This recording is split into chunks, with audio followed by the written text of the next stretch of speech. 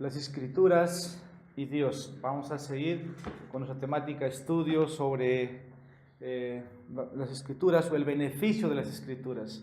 Hemos empezado anterior domingo sobre las Escrituras y el pecado. Vimos cómo nos beneficia estudiar las Escrituras y lo que encontramos, ¿no? Reconciliación, restauración, perdón de pecados cuando las Escrituras han sido correctamente entendidas.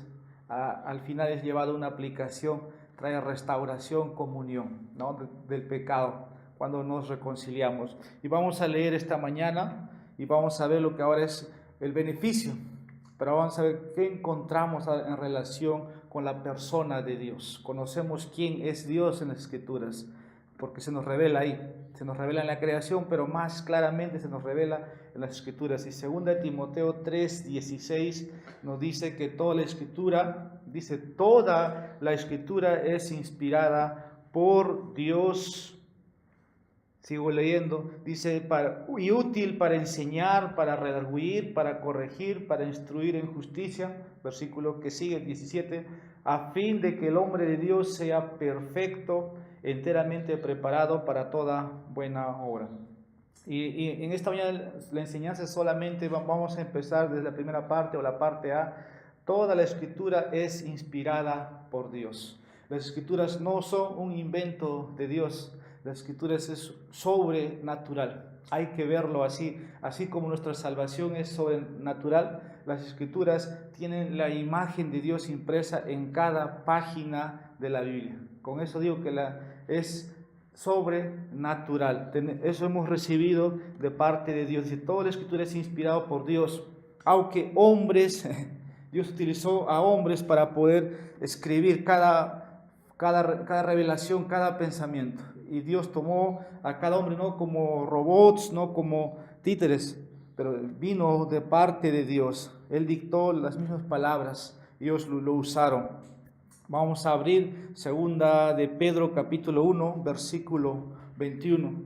Y lo que encontramos en el libro, ¿no?, de Pedro, 2 de Pedro, capítulo 1, versículo 21, dice, porque nunca la profecía fue traída por voluntad humana.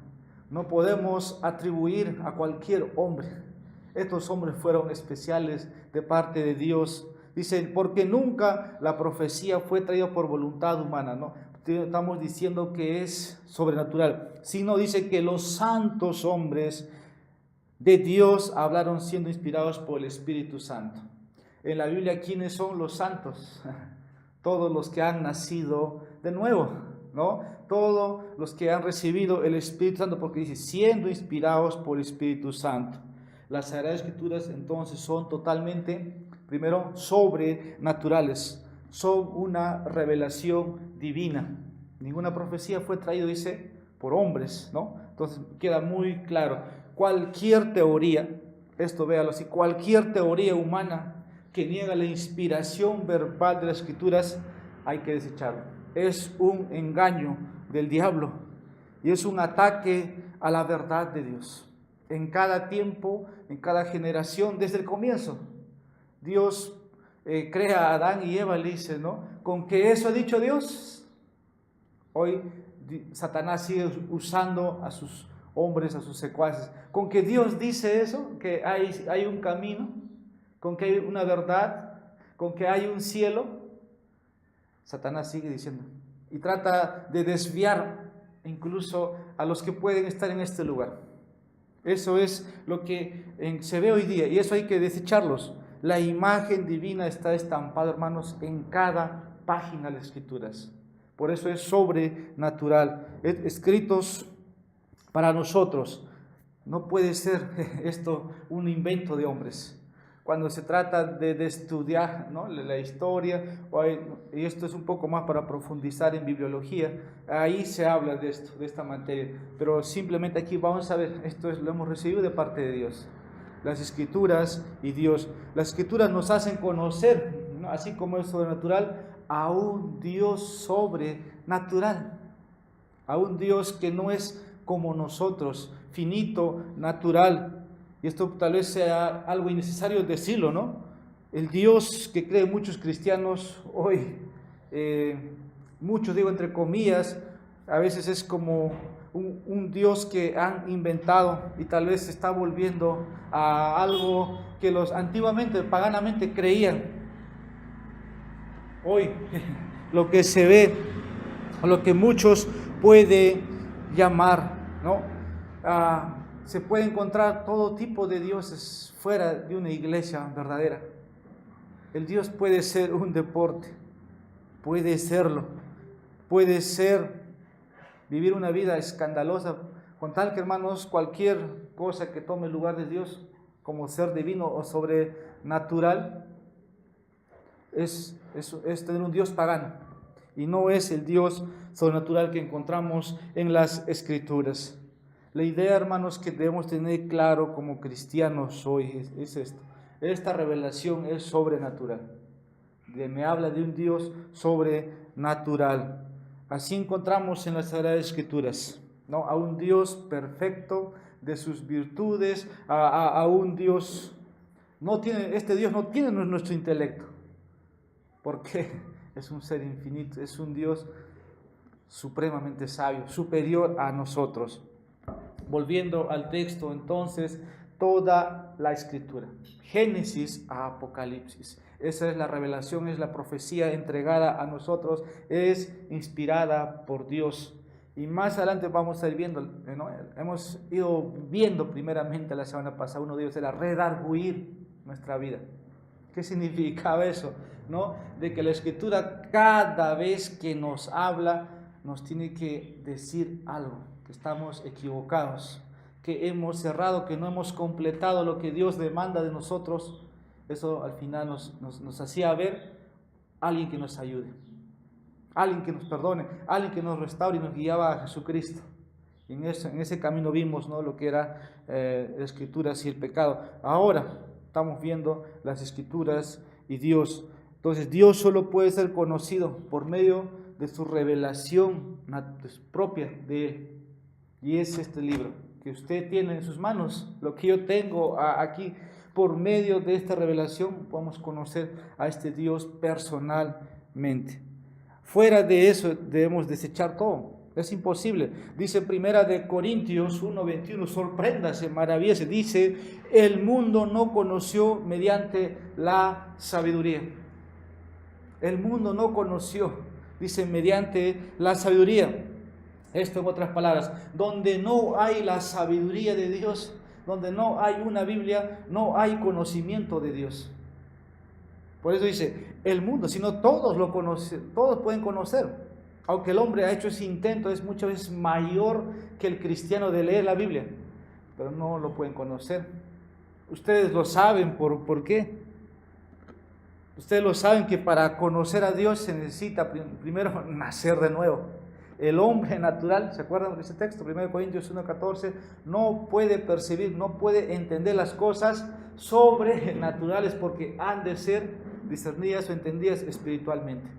Entonces solamente los espirituales por el Espíritu Santo podemos comprender. Vamos a leer que dice Hechos 17:23, lo que el pagano o lo que el incrédulo tiene por Dios, según la revelación que tiene o invento de su mente, dice, ellos adoran a un Dios desconocido.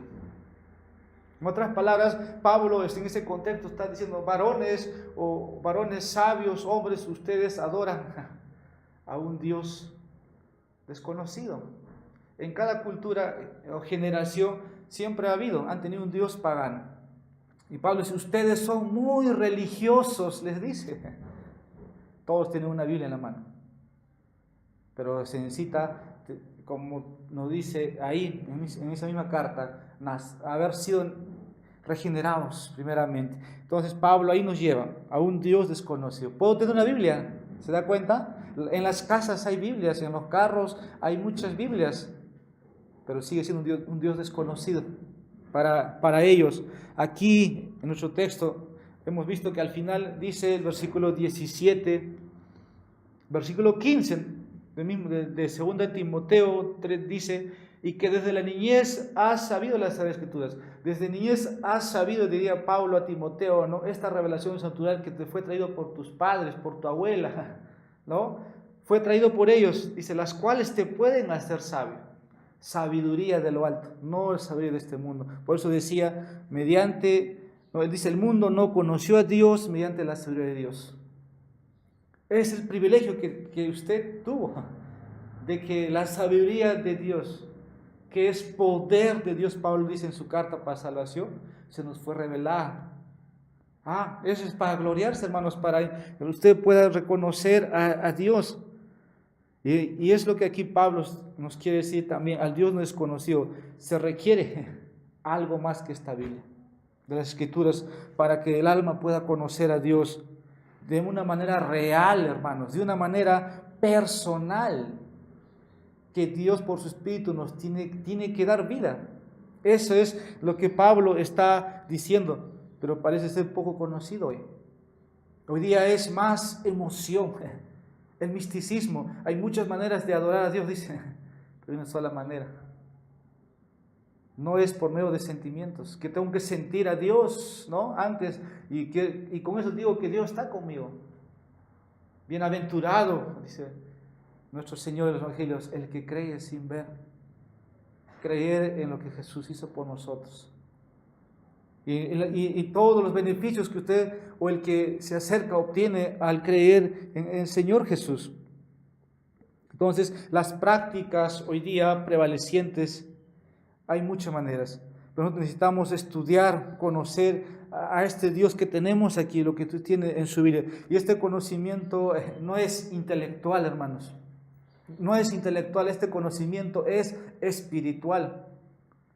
Es espiritual, por eso el hombre natural. El hombre natural puede conocerlo intelectualmente. Muy bien, Satanás lo sabe, los brujos lo saben, y el hombre de letra lo sabe. Eso es intelectualismo. Pero conocer a Dios de una manera espiritual, esa es la revelación que tenemos. Es ese beneficio. Un Dios sobrenatural solamente puede ser conocido de manera sobrenatural. Eso es lo que encontramos en las Escrituras. Vamos a leer 2 de Corintios, capítulo 4, versículo 6. Porque Dios, dice Pablo, que mandó que las tinieblas resplandeciese la luz, es la que resplandeció en nuestros corazones, para la iluminación del conocimiento de la gloria de Dios en la faz de Jesucristo. Porque Dios, esa palabra, ¿no? Luego esas dos palabras, porque Dios es lo que ha hecho un día en sus vidas. Estábamos en tinieblas, dice Pablo, y resplandeció la luz en nuestros corazones por la iluminación del conocimiento y conocimiento, sabiduría de lo alto en la persona de Jesucristo. Entonces, ¿quién es Jesucristo? Es la sabiduría de Dios, no es otra cosa. Entonces nosotros hemos sido favorecidos, dice Salmo 36, versículo 9, en su luz veremos la luz. En Él. Es sobrenatural, hermanos, no es intelectualismo, o es espiritual, como hoy he venido diciendo. Dios puede ser conocido solo por medio de una facultad sobrenatural. Y Cristo dejó muy claro esto en Juan 3:3. Dice, a menos que un hombre nazca de nuevo, no puede ver el reino de Dios. Nacimiento sobrenatural. ¿No? Nacimiento sobrenatural. La persona no regenerada o la persona incrédula no tiene este conocimiento espiritual de Dios. 2 Corintios 2:14, ido parafraseando, lo leo ahora. Pero el hombre natural no acepta las cosas que son del Espíritu de Dios. En otra parte Pablo dice que eso es locura, dice. Locura. Sigo el texto, porque para él son locura y no las puede conocer porque han de discernir espiritualmente. Esto dice las Escrituras. Para conocer a este Dios solamente es espiritualmente. Vamos a seguir avanzando. Y Juan 17, versículo 3, ustedes saben ese pasaje. ¿Cómo es que conocemos a este Dios sobrenatural? Dice, esta es la vida, ¿no? Que te conozcan a ti, el único Dios verdadero. Con que Satanás dice, con que Dios ha dicho, el Dios sobrenatural dice aquí, para que conozcamos al único Dios verdadero. La vida eterna debe ser impartida Necesito esa vida para poder entender lo que encuentro aquí. Puedo tener todas las versiones, puedo saber los idiomas bíblicos, si no tengo esa vida nueva o esa vida que necesito de parte de Dios, que es vida de Dios, no, lo eterno, no puedo conocer este Dios natural. Eso es lo que quiero hacerles ver. No, ustedes saben que eso es real. Necesitamos decir como Juan, Él es el único verdadero Dios. ¿No? Esto necesitamos tener muy claramente. Dice primero de Juan, capítulo 5, versículo 20. Pero sabemos que el Hijo de Dios ha venido, dice, y nos ha dado entendimiento para conocer al que es verdadero. Oh, hermanos, miren lo que dice las Escrituras, porque sabemos que el Hijo de Dios ha venido. No solamente. Bueno, en la cruz ves la expresión o la sabiduría de Dios. Ahí vemos también que ahí ves a un Dios de amor, pero dice, y nos ha dado entendimiento para conocer al que es verdadero.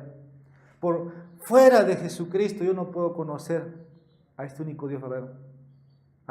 No es una academia, no es un seminario, no es una religión. ¿Se da cuenta? Fuera de Jesucristo no puedo conocer al que es verdadero. Y dice, y estamos en el verdadero, porque Cristo habita en usted, en su Hijo Jesucristo. Este es el verdadero Dios y la vida eterna. Qué pasaje, hermanos, tan maravilloso. Si usted en su casa o en su puerta, yo diría, póngale este versículo. Que sus hijos lo lean, que su familia lo lea. Y es que cómo llegamos a estar, hay muchas preguntas que se puede hacer. Acá pero la palabra habla de un conocimiento, de entendimiento, un conocimiento espiritual. Esto al final habla también de una nueva creación, antes de poder conocer a un Dios espiritual. Resumiendo, un conocimiento sobrenatural de Dios produce ahora una experiencia sobrenatural. Por ahí alguien dijo que debiéramos ser Biblias andantes, ¿se les suena eso? Entonces, si yo conozco a este Dios sobrenatural, esto debe llamar una experiencia sobrenatural. Por eso es que ya no somos lo que somos. Hay un autor que dice, mata el pecado, ¿no? Y el pecado, si no el pecado te matará a ti. La mortificación del pecado es diario, hermanos. Cada día tiene que morir algo de mí. Dios trabaja así. Dios trabaja así. Y eso podemos llamarlo una experiencia de santificación progresiva. Pero la experiencia sobrenatural es esto. Porque si es que yo no tengo relación, si no conozco a este Dios sobrenatural, me engaño, hermanos. Se engaña usted. Porque si no tengo un corazón regenerado, no tengo un corazón nuevo, como dice Jeremías, Ezequiel, no he nacido de nuevo. Lo que yo tengo es un Dios desconocido, lo que yo tengo es religiosidad, porque ni moralismo puedo practicar. Entonces, por más que puedo citar versículos, Satanás lo citó, lo tentó a Jesús en Mateo 4, Lucas 4, ¿no? Ahí le dijo, y Jesús dice, escrito está. Pero hoy día, este es el peligro del evangelio que se predica también, porque puede producir ese tipo de cristianismo, de tener un Dios desconocido. No practicamos, ¿no?, lo que ellos pueden hacer, porque simplemente aún están muertos en sus pecados. Están muertos. La mayor parte en estos días entonces se ve esto, ¿no? Todavía hay un viejo Adán en sus vidas. Todavía. O diríamos que hay corrupción, ¿no?, en su persona. Todo es externo. Nosotros sabemos que la obra interna es del Espíritu. El Espíritu Santo me salva, le sea con su Espíritu Santo, ¿no? Pero ahí ya se ve una manifestación sobrenatural a partir de ese momento. Dios le va a decir que usted haga esto y usted va a obedecer. Ahorita vamos a ver 7 verdades o 7 provechos o beneficios que tenemos de poder tener las Escrituras para nuestras vidas. Ahí empieza la experiencia natural. Y lo exterior es una manifestación, ¿no? Por fe estoy en Cristo. Y Cristo genera o hace esa obra sobrenatural en mí. Y mi experiencia sobrenatural ahora empieza. No digo que nunca vamos a pecar, eso es falso. Pablo incluso, vamos a ver en el sermón que viene, en el culto, Pablo habla cómo luchar con el pecado. Así que no se trata de ser ortodoxos, intelectuales, no. O cuántos pasajes puedes saber. Pero cuando ya usted es creyente es necesario ser ortodoxo, es necesario ser espiritual, o saber muchos versículos, porque Satanás todos los días te dice, con que Dios ha dicho.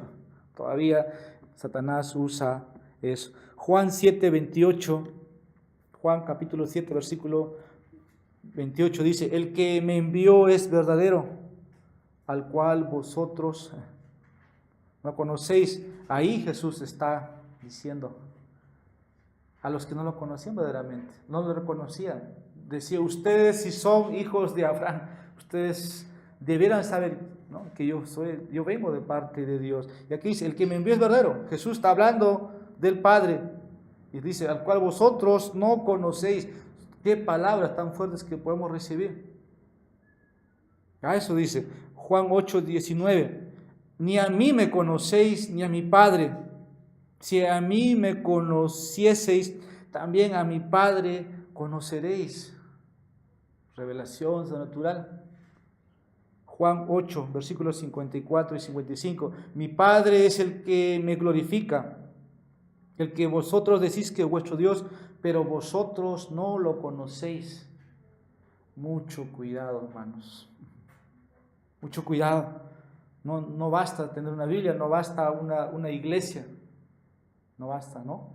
Jesús dice acá, está diciendo a los judíos, aquellos que, a los maestros de Israel, que sabían mucho, y dice, ustedes no lo conocen. Eso es lo que dice. Este pueblo tenía las escrituras, diligentemente lo estudiaban. Yo diría hasta lo reconocían, lo veneraban como palabra de Dios. No basta. Conocían a Dios, en otras palabras, nosotros diríamos muy teóricamente, pero no tenían el conocimiento espiritual. No tenían este conocimiento de parte de Dios. Hoy día, hermanos, como los judíos, ocurre en la cristiandad esto. Totalmente cierto.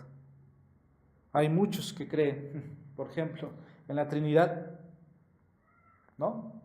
Pero no conocen, o de este conocimiento que estamos hablando sobrenatural, espiritual. ¿Cómo podemos afirmar esto? El árbol da frutos. El árbol da frutos. Jesús lo dijo, por sus frutos los conoceréis. Obvio, o diría, verdad es, aquel que es mi hermano me va a amar, no me va a perseguir. Roma. Aquel que es mi hermano va a compartir conmigo las cosas en común. Un Cristo, una fe, un bautismo. No estoy hablando de doctrina, aunque la doctrina une, la doctrina divide. Lo sabemos, frutos, hermanos. Los mandamientos se llegan a obedecer. Hablo de la ley moral, ¿no? Hablo ya no de una vida de libertinaje. Cuando Dios vive en el corazón, estos sus hermanos, nuestras vidas son transformados. Quiera usted o no quiera. Antes no era deleite esto para nosotros. Hoy sí. Hay como dice, hoy una revolución progresiva, ¿no? Por eso que ahora somos cuerdos para Dios. Eso, ¿no? Tenemos nuestra conciencia, nuestras mentes muy claramente, porque somos una criatura nueva según Pablo. Según como Pablo lo dice, y es verdad, que somos nueva criatura en Cristo. Eso es una experiencia sobrenatural. La experiencia de la cual estamos hablando de cristianos se ve en la actividad diaria, hermanos. Por ahí alguien dice, es difícil obedecer los mandamientos de Dios. Y Juan, ¿qué dice? Mis mandamientos, ¿qué dice? No son gravosos. Probablemente cueste someternos al señorío. Aunque eso prometimos un día, Señor, tú eres mi Señor. Cuando tú lees en los salmos, ves a los salmistas reconociendo la misericordia, la bondad, pero por ahí dice, ¿no? Señor, es como decir usted, tiene ahí al frente. Y ahorita vamos a ver eso, hablan del señorío, de la soberanía, de la majestad de Dios. Es fácil, una autoridad eminente se parece, no, señor presidente, todos bien postrados.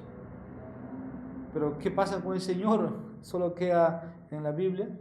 Tiene que ser en nuestras vidas, hermanos. Y Pablo dice que Pedro en su carta, segunda de Pedro, capítulo 1, versículo 4, dice que hemos sido partícipes de su divina naturaleza. Por eso es que ahora mi caminar, mis pasos, es como un cristiano. Ya no aparentemente, sino cada día se ve en mi caminar, en mi actividad diaria, porque he sido partícipe de su divina naturaleza. Dios me ha impartido de su Espíritu, Dios me ha impartido de Él para caminar. ¿Ama a Dios? Sí, por eso. Nada más. Ama, de lo contrario, si no ama, usted estaría aborreciendo a Dios, y eso no se ve. A Jesús lo aborrecían. Su propio pueblo. Y esto, hermanos, todo es obra del Espíritu Santo.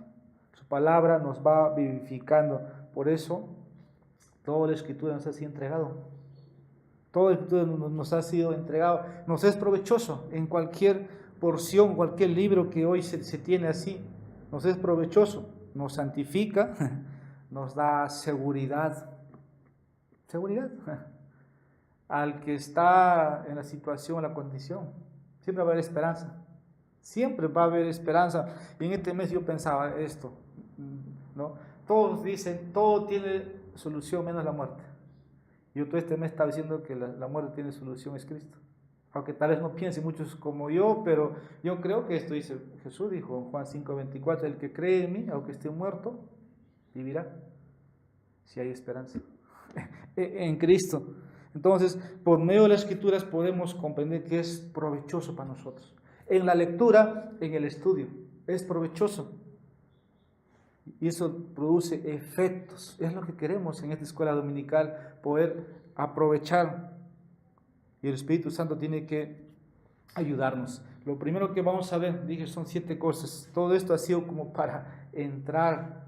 Vamos a ver a esto más detalladamente de cómo nos beneficiamos de las Escrituras. Y uno de ellos es esto, una clara noción de los derechos de Dios. Y hoy voy a explicar qué quiero decir.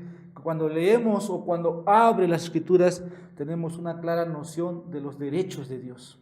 En otras palabras, el Dios de la Biblia es el Señor o es la autoridad que tenemos. Él es el creador y ha creado criaturas. Y nosotros tenemos que comprender esto. Cada vez que vamos, tenemos que ver nuestra condición. Hemos ido viendo aquí, ¿no? Para poder entender. Pues en este primer punto vamos a ver, es que aquí cómo Dios actúa con toda su soberanía que tiene derecho, ¿no? Cómo Dios actúa sobre sí. La sabiduría de Dios es diferente a la sabiduría de los hombres. Su voluntad es distinta de nosotros, pero su voluntad nos ha sido entregada. Por eso nosotros buscamos la voluntad de Dios para nuestro bien, ¿no? Para nuestro bien. Él tiene, cuando hablo de supremacía, quiere decir que Él está por encima de todos, hermanos. Cuando usted escucha de un Dios supremo, Él está sobre todas las cosas. Por ahí un versículo puede decir, Él es Señor de señores, sí, en reino, en gobierno, pero cuando es supremo, no hay más palabra que encontramos, ¿no? En nuestro lenguaje, en otro lenguaje, que decir que Él está sobre todo principado, sobre todo rey, sobre todo potestad, sobre todo, supremo, en lo alto. Lo que causó, por ejemplo, la caída de Lucifer fue porque no estaba sujeto al Creador. El derecho que tiene Dios es de creador, Dice Isaías 14, versículos 13 y 14. Tú decías en tu corazón, subiré al cielo, por encima de las estrellas, de Dios levantaré mi trono y seré semejante al Altísimo. Ahí Lucifer no estaba sujeto a su creador. Solamente lo pensó, sabemos, en el hecho histórico. Por ejemplo, en la mentira después que pasa aquí en la tierra, cuando en Génesis 3:5 le dice, ¿no? Engañan a nuestros primeros padres, seréis como dioses.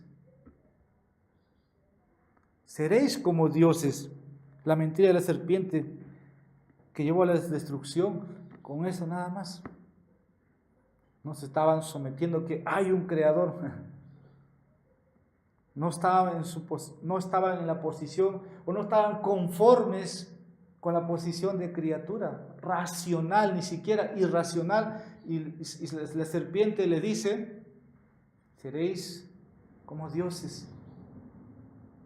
Usted tiene que ver esas escrituras, no solamente que en el principio Dios creó los cielos, no, ve usted a un creador de todo, hermanos, de todo lo que ve, visibles, invisibles. Vea un Dios así, creador. Satanás no estaba conforme con su posición. Recuerde quién era este arcángel, quién era este ser angelical. Era la criatura, dice, más hermosa que Dios había creado.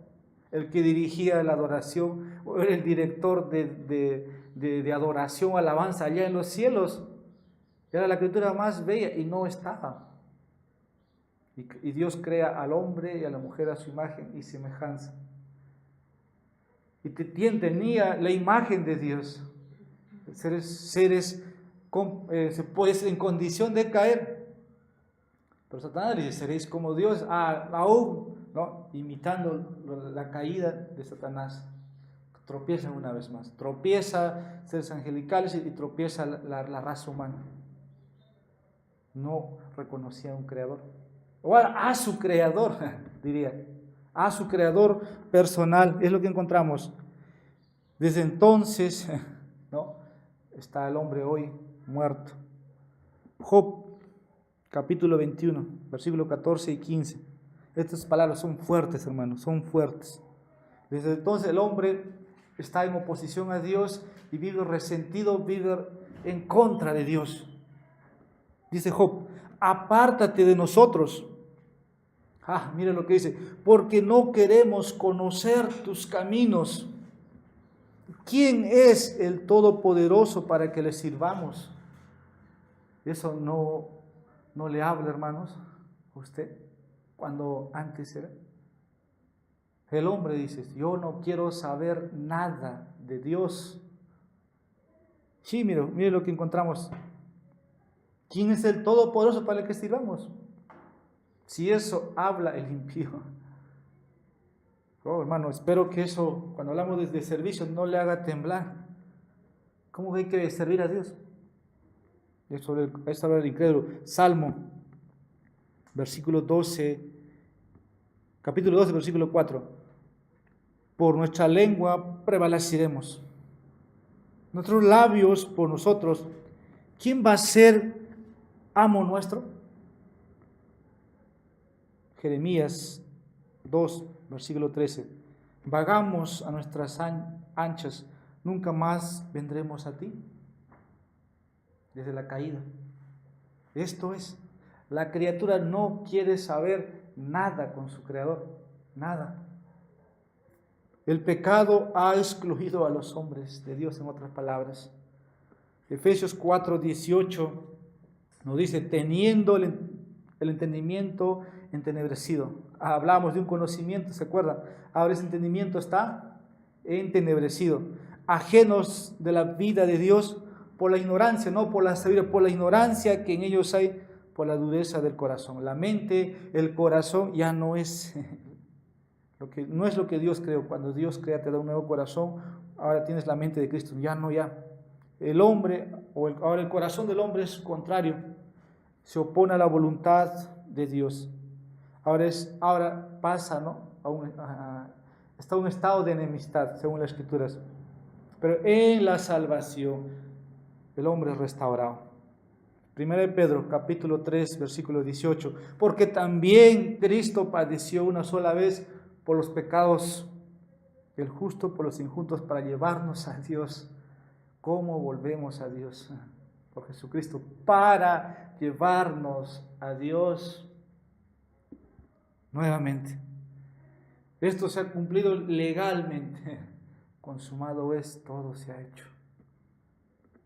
El que cree en el Hijo tiene la vida y vuelve a andar en esa experiencia sobrenatural de lo cual hablamos cuando conocemos a Dios. La enemistad ha sido destruido, ha terminado.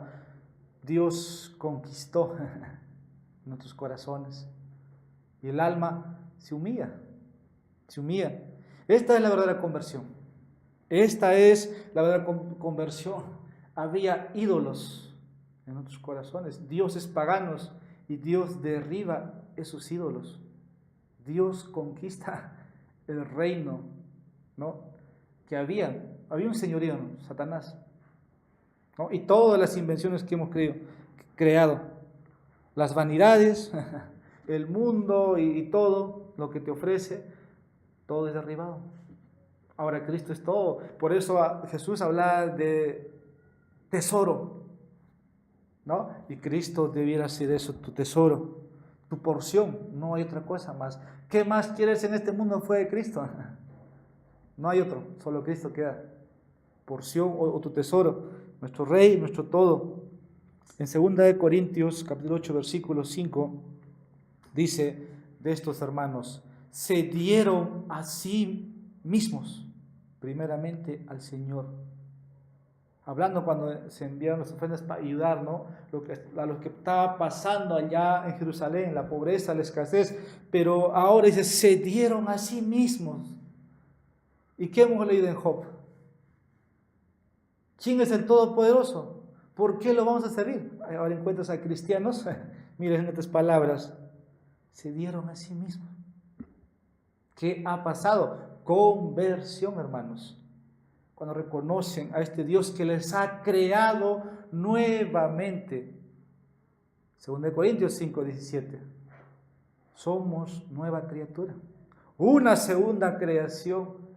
Ahora te lleva a Dios, como Pedro lo dijo en su carta. Te lleva a Dios. El deseo de tus convertidos ahora es diferente. 2 Corintios 5, 15 dice, ya no vivan para sí, sino para aquel que murió y resucitó por ellos. El hecho de reconocer a un Dios creador, ahora ya no viven para sí, sino para aquel que murió y resucitó por ellos. Así, hermanos, vemos en las Escrituras lo que de Dios se nos ha dado. Ahora los convertidos se presentan a sí mismos a Dios. Dice Romanos 6:13, se presentan a sí mismos a Dios como vivos entre los muertos y sus miembros como instrumentos de justicia. Ahora estamos para servir a Dios totalmente, hermanos, sin reservas. Y esto requiere que sea todos los días, no solamente cuando usted viene el domingo, hermanos. Acuérdese, cuidado con la religiosidad que engaña a todos.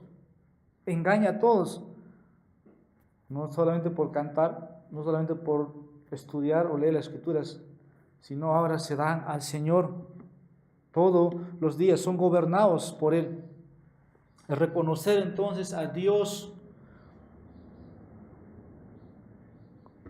esto debe producir. Él está en nuestros corazones.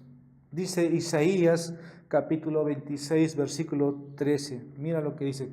Jehová nuestro Dios, otros señores fuera de ti se han enseñoreado de nosotros, pero solamente con tu ayuda nos acordamos de tu nombre. Oh Dios, mi Dios eres tú, de madrugada te buscaré. Eso está en Salmos 63, 1. Oh mi Dios eres tú, de madrugada te buscaré.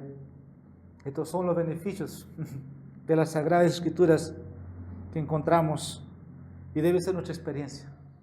Debe ser nuestra experiencia en las Escrituras.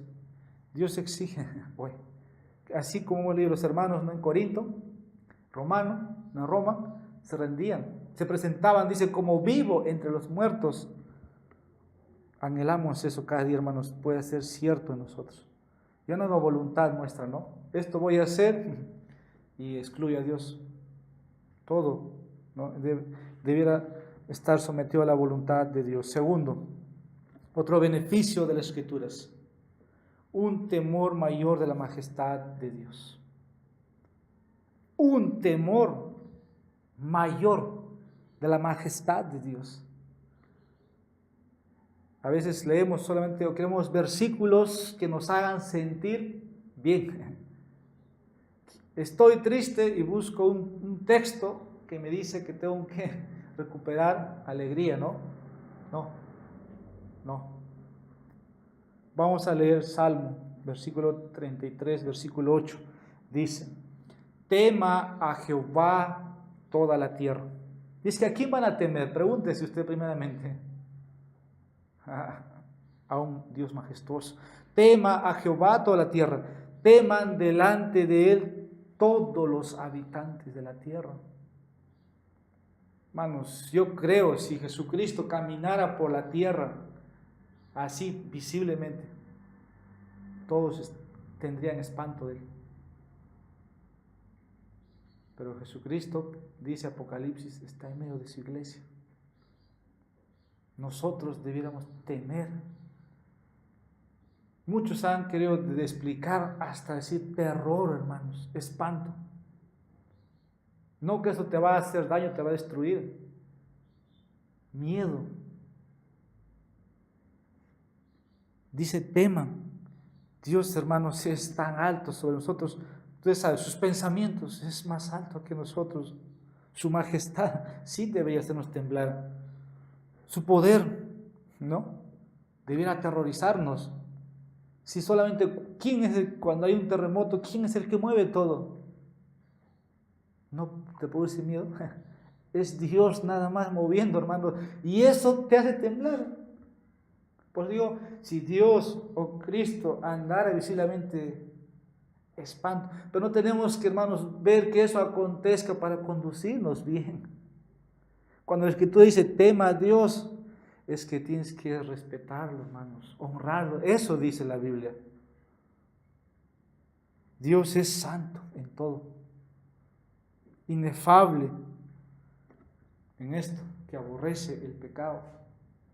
Nosotros somos llamados a aborrecer lo que Dios aborrece. La semana pasada leí este texto antes de empezar el culto y lo voy a leer. Salmo 89, versículo 7. Dios es temible en la gran congregación de los santos. Ese Dios debiera estar acá. Y formidable sobre todo cuantos están alrededor de él. Proverbios, capítulo 9, versículo 10 nos dice: el temor de Jehová es el principio de la sabiduría. Sabiduría, conocimiento, relaciónalo todo en relación a Dios. Debe ser considerado así temido. Pero ahora, ¿qué del malvado o del impío? Compare si hay un contraste entre nuestros caminos y los caminos del impío. Dice Romanos 3:18, no hay temor de Dios delante de sus ojos. Diferente, ¿no? Totalmente. Por eso es que no hay cristianos a medias, no hay cristianos carnales, no hay cristianos un pie en el mundo, un pie en la iglesia. No hay. Simplemente dice, en el impío no hay temor de Dios. Vive como quiere, no. Pero el creyente, su sabiduría está en temer a Dios.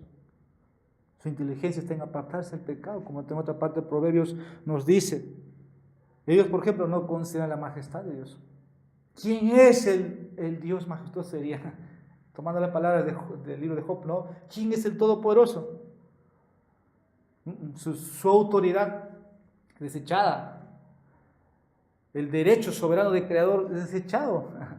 Por eso tenemos ateos, gnósticos. ¿Se dan cuenta?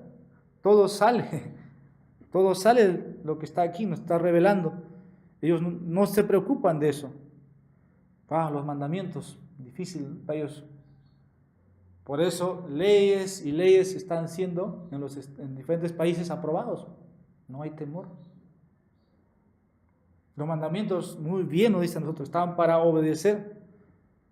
El juicio no les preocupa, el cielo no existe para ellos, y si existe, ellos van a ser los primeros, dicen, porque son buenos. Falso. Esto es. Ahora, ¿qué Dios ha prometido a su pueblo? Jeremías 32, versículo 40. ¿Qué ha prometido Dios a su pueblo? Dice, y pondré mi temor en el corazón de ellos, para que no se aparten de mí. ¿Qué pasa? Cuando ve a un cristiano, entre comillas, o si es cristiano, y usted lo ve que está en el mundo, hágale, ¿qué ha pasado? Dios dice que ha puesto temor en tu corazón, para que no te apartes. ¿Y tú dónde estás ahora? El Espíritu Santo puede trabajar más con otros pasajes. Ahora, los cristianos, otro sitio para sus notas nada más. Isaías 66:5 dice que ellos tiemblan ante su palabra. Algo que estos años al comienzo siempre trataba de buscar y busco esto. Temblar ante su palabra. No tomar a la ligera. Pero los creyentes andan cuidadosamente, ¿no? Delante de él. Proverbios 8:13 dicen, el temor de Jehová es aborrecer el mal. Eso es sabiduría. Proverbios 16, versículo 6 dice, con el temor de Jehová los hombres se apartan del mal. Pasajes, hermanos, para considerar. El hombre que vive es consciente de un Dios majestuoso. Proverbios 15:3, los ojos de Jehová están en todo lugar mirando a los malos y a los buenos, ¿no? A los que temen, a los que no temen. En otras palabras, según lo que estamos hablando. Así que nuestro caminar público tiene que regirse. Si yo conozco a este Dios majestuoso, no solamente es que tengo que vivir bien, ¿no? No, es de acuerdo a quien has conocido. Y así te vas a abstener. ¿Cómo es que voy a pecar contra este Dios majestuoso? Debiéramos recordarnos. José dijo eso, ¿no? ¿Cómo es que voy a pecar contra Dios? Gracias al Señor nos recordamos. El alma entonces que ha sido regenerado teme a Dios y ahora obedece, ¿no? Obedece y ya no está para desafiar a Dios. Dice Salmo 86, versículo 11. Afirma mi corazón para que tema tu nombre. Versículos que debieran movernos, hermanos. Si vas a orar, ora así, hermanos, fervientemente. Afirma, porque no estoy andando bien.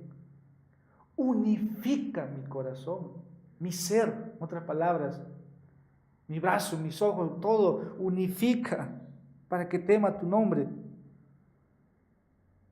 El Señor, hermanos, te enseña temor. Dice Salmos 34:11, venid, hijos, oídme, el temor de Jehová os enseñaré. Qué bueno que tenemos las escrituras que nos dicen cómo debiéramos andar.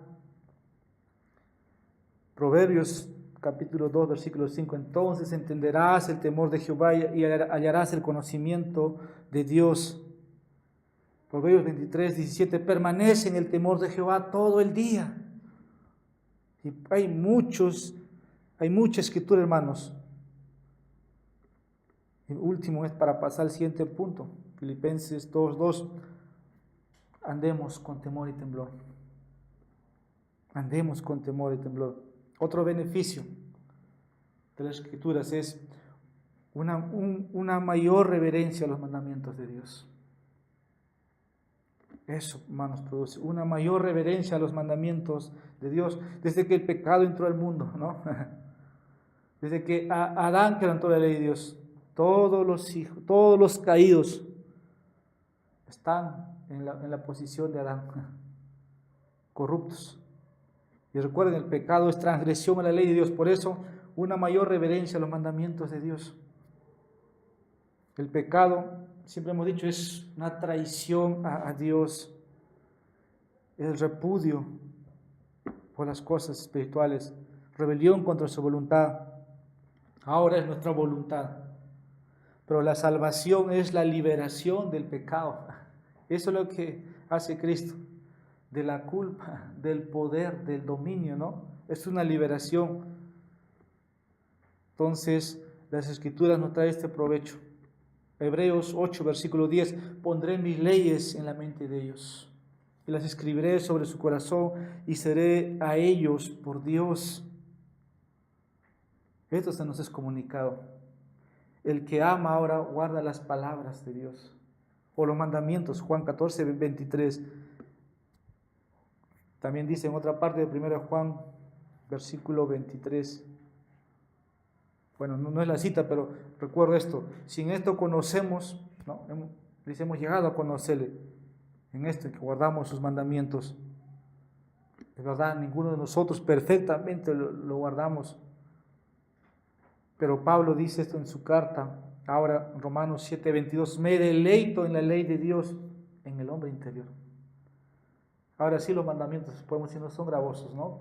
Pablo habla de su experiencia sobrenatural.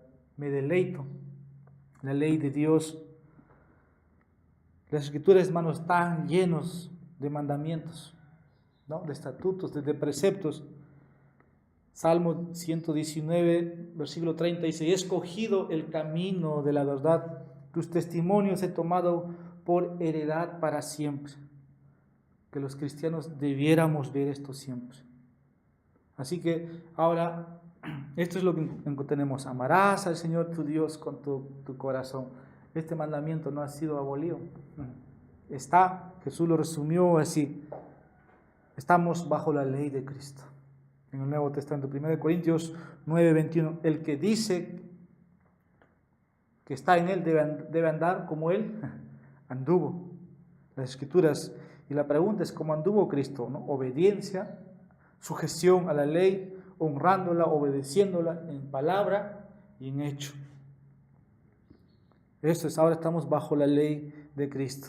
Como el salmista diría: guíame por la senda de tus mandamientos, porque en ella tengo mi complacencia. Salmos 119, versículo 35. En la medida, hermanos, de nuestra lectura, de nuestro estudio, siempre el Espíritu Santo debiera aplicar. Y usted tiene que buscar eso, hermanos, obedecerla. Cuarto, otro beneficio: más confianza en la suficiencia de Dios. Unos 10 minutos, hermanos, vamos a acabar. Más confianza en la suficiencia de Dios. Ahora usted confía en Dios, ya no es en el Dios desconocido. Ya no usted confía en la salud, usted ya no confía en las riquezas, ya no confía usted en su amigo, sino ahora su confianza está en Dios. Esta es la característica de uno que ha nacido, uno confía en Dios sobre todo, se apoya en Él. ¿Por qué somos el pueblo de Dios? Tenemos un Dios, tenemos un Padre. Dice Salmo 25, versículo 2, Dios mío, en ti confío, no sea yo avergonzado. Job, capítulo 13, versículo 15, aunque me matare, en él esperaré. Qué palabras que encontramos. Entonces confía en Dios para que te bendiga, para que te proteja, para que te provea todo lo necesario. Él es, ¿no?, el Dios que está aquí. Hay momentos que tal vez la fe puede desmayar, pero confía en Dios. Salmo 56, versículo 11 nos dice: en Dios he puesto mi confianza, no temeré lo que puede hacerme el hombre. O como los discípulos, Señor, aumenta mi fe, ¿no? Para confiar más. La fe viene por el oír de la palabra de Dios, el oír por la palabra de Dios. O sea, las Escrituras te llevan a tener más confianza en Dios. Es el beneficio que encontramos. Quinto, mayor deleite en las perfecciones de Dios. En otras palabras, mayor deleite en los atributos de Dios. Siempre he dicho, perfecciones o atributos en Dios. El hombre natural no tiene este deleite. Usted debe tenerlo. Debe tenerlo. La persona mundana nunca busca, su búsqueda está, su deleite está en los placeres, las posesiones, no sé, todo lo que ellos mismos se pueden plantear. Pero el cristiano se deleita en las maravillosas, ¿no?, o las doctrinas de las Escrituras. Por eso las doctrinas de la gracia deben llevarnos a deleitarnos en Dios, a tener un amor más por Dios. Por ahí he escuchado, ¿el calvinismo acabará con la iglesia? ¿El calvinismo acabará con las misiones? No. El calvinismo hace, hermanos, yo creo, que ames más a Dios. Por más que el título, el nombre del calvinismo suene, hace que ames a Dios. La iglesia tiene que predicar porque ama a Dios. Por eso, dice, el cristiano encuentra mayor deleite ahora en Dios. Salmo 87, versículo 7 dice: todas mis fuentes están en ti. Todas. ¿Qué fuente? Todo viene de Dios, hermanos. Todo viene, y el salmista lo reconoce muy bien. Entonces, el confiar en Dios, hermanos, nos ha hecho mucho bien. El deleitarnos mayor. El deleitarnos mayor. Romanos 5:11 dice que se regocijan en Dios. Y Lamentaciones 3:24 nos recuerda: el Señor es mi porción. Él es tu fuente, Él es tu porción, Él es tu regocijo. Así que no podemos, cuando algo me pasa, no tengo que estar enojado con Dios. La Escritura dice lo contrario. Salmo 73, versículo 28. En cuanto a mí, el acercarme a Dios es el bien. Las aflicciones son para acercarme para que yo me acerque a Dios. Eso hace Dios. La enfermedad para acercarme a Dios, porque si no, no lo voy a buscar. No recuerdo, este mes conté a alguien, un niño fue mordido por una serpiente, cascabel. Y había un pastor en esa zona. La familia fue a buscar al pastor para que orara porque el niño iba a morir. Confía mucho que ese pastor fuera como un mago, brujo, ¿no?, porque no tenían conocimiento. Pero había algo de confianza que ese pastor puede ser. Si el pastor viene y ora: Señor, gracias por enviar el cascabel. ¿Por qué no envías más cascabeles para que pueda morder a toda la familia? Pero gracias por el cascabel, porque ahora por medio de este cascabel, serpiente, te pueden buscar. Gracias, Señor, por la serpiente. ¿Qué está orando? Pero Dios utilizó ese medio para que esa familia pueda buscar a Dios. Todo te lleva a Dios al final. Por eso dice el Salmo, ¿no? En cuanto a mí, el acercarme a Dios es el bien. Otro Salmo, 73, versículo 25. ¿A quién tengo yo en los cielos sino a ti? Estando contigo, nada me deleita ya en la tierra. Hermanos, si tu corazón no ha sido acercado a Dios, algo pasa. Debe estar tu deleite en Él. Esto es lo que siempre encontramos, ¿no? Aunque en las higueras no florezcan ni en las vides haya mucho fruto, aunque falte el producto del olivo y los labrados no den su mantenimiento, como se cantaba o cantamos este texto, al final dice: yo me voy a regocijar en Dios, mi Salvador. Sexto, otro beneficio: una mayor sumisión a la providencia de Dios. Una mayor sumisión a la providencia de Dios. Ahora ya no murmuro, ya no veo el mal como mal, porque sabemos que Dios en su providencia permite que yo pueda pasar. Ahora mi reacción es guardar silencio. ¿Se acuerda de un hombre de Aarón que perdió a sus hijos? Levítico 10, versículo 3 dice: entonces dijo Moisés a Aarón: esto es el que habló Jehová diciendo: en los que a mí se acercan me santificaré, y en presencia de todo el pueblo seré glorificado. Dice, y Aarón cayó. Job cayó. Jehová dio, lo quitó. Bendito sea el nombre de Dios. La providencia de Dios. Hay una sumisión a lo que Dios está dirigiendo. Tal vez es natural quedar decepcionado. Aarón pudo quejar, Señor, yo te he servido. ¿Cómo? Solamente no, que hice el becerro, pero te he servido. Aarón cayó. Y Job, ni qué decir. No había hombre como él en la tierra en ese entonces. Cuando nuestros planes fracasan, a veces hay una reacción. Hágase tu voluntad, no la mía, dijo nuestro Señor, ¿no? ¿Y cuál era esa voluntad? La cruz. La cruz, su muerte, hermanos. Job 1, versículo 21, bueno, lo que digo, el Señor dio, el Señor quitó, sea el nombre del Señor bendito. Así que eso encontramos. Isaías, versículo 26, ya estamos sacando versículo 3, nos dice, tú guardarás en completa paz a aquel cuyo pensamiento en ti persevera porque en ti ha confiado. Todo lo que necesitamos paz. Hay una prueba. Y siempre damos gracias a Dios el Padre en el nombre de nuestro Señor Jesucristo. Efesios 5:20.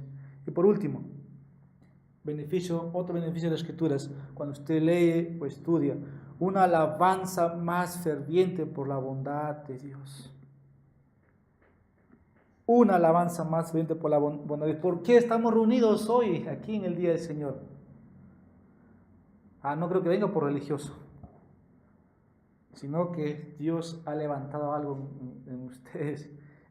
Es que tienen que reconocer a aquel que le ha salvado. La alabanza es lo que sale, hermanos, del corazón, porque nuestro deleite está en Él. Dice Salmo 34:1, bendeciré al Señor en todo tiempo, su alabanza estará de continuo en mi boca, como cantamos este salmo, ¿no? La alabanza sale del corazón, de todo lo que Dios hace en su vida, de todo lo que Dios le ha entregado, hermanos, de todas las provisiones que Dios le da. Usted no puede quedarse en silencio. Un cristiano no puede quedarse en silencio. Va a decir, gracias Dios. Esa es alabanza. Por lo que usted cada día va creciendo, ¿no? En el conocimiento de Dios. Eso le ayuda o le lleva a adorar a Dios. Ahora la palabra de Cristo mora en abundancia en usted. Por eso canta himnos, por eso canta salmos, por eso hay cánticos nuevos en su corazón. Así nuestra adoración expresada, hermanos. Nos encontramos alabando a Dios. Estas son las evidencias, ¿no?, claras de un regenerado, pero también estos son los beneficios de tener las Escrituras en nuestras manos. Vamos a dar gracias a Dios. Bendito Señor, damos gracias en esta mañana. Gracias porque tenemos las Escrituras abiertas, se nos han sido entregadas para nuestro provecho espiritual. Este es el alimento. Ayuda a cada uno de nosotros a encontrar deleite cada día. Nuestros días, Señor, se acaban en este mundo, pero enséñanos a temerte, enséñanos a deleitarnos, a reconocerte, a adorarte, a engrandecerte, a obedecer los mandamientos. Gracias, Señor, porque estás trabajando en nosotros. Esto oramos en nombre de Jesús. Amén.